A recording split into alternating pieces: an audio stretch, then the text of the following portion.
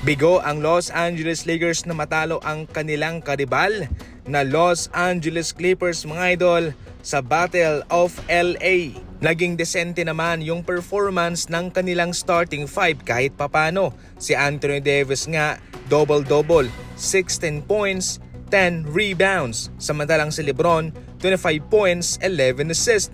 Si Reeves, 14 points. Hindi nga lang niya natapos ang laro dahil nagkaroon siya ng knee injury.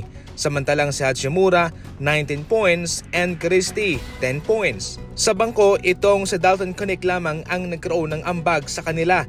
Kaya nahirapan ang Lakers mga idol, walang ganong tulong sa kanilang bench. Si Vincent, 4 na puntos. Si Finney Smith, 22 minutes ang playing time, bokya. Jackson Hayes, 4 na puntos lamang. Marami ang nagsasabi na ganyan lang din naman daw talaga ang trabaho ni Finney Smith sa rebounding at sa depensa.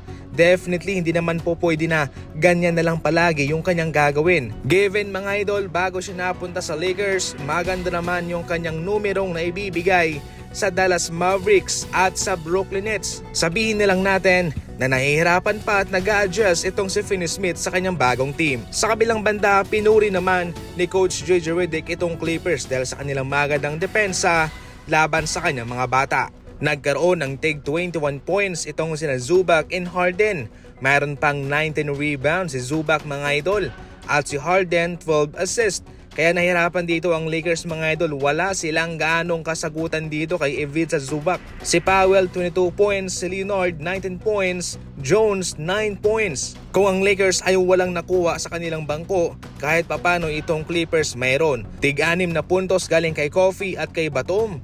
8 puntos kay Porter Jr., 3 points kay Mamba, 1 point kay Christie. Sa kabuuan mga idol, kahit na masikat itong Lakers kaysa sa Clippers, well, sa labang ito, sa kanilang Battle of LA ay pinakita muli ng LA Clippers na kahit na sila'y pangalawa lamang sa Lakers in terms of kasikatan at fan base, mas malakas naman sila.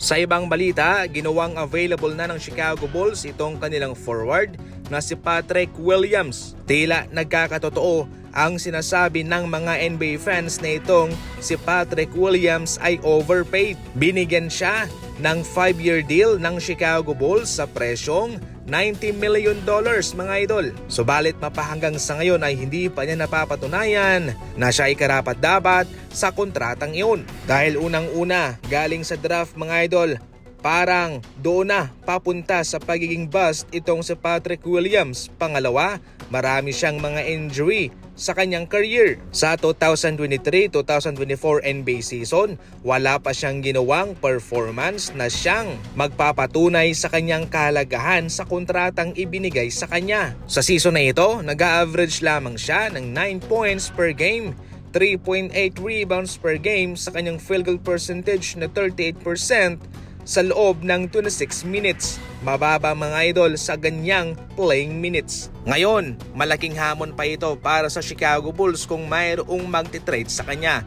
Dahil nga, hindi naman ganoon kalaking numero ang kanyang naibibigay at mabigat pa ang kanyang kontrata.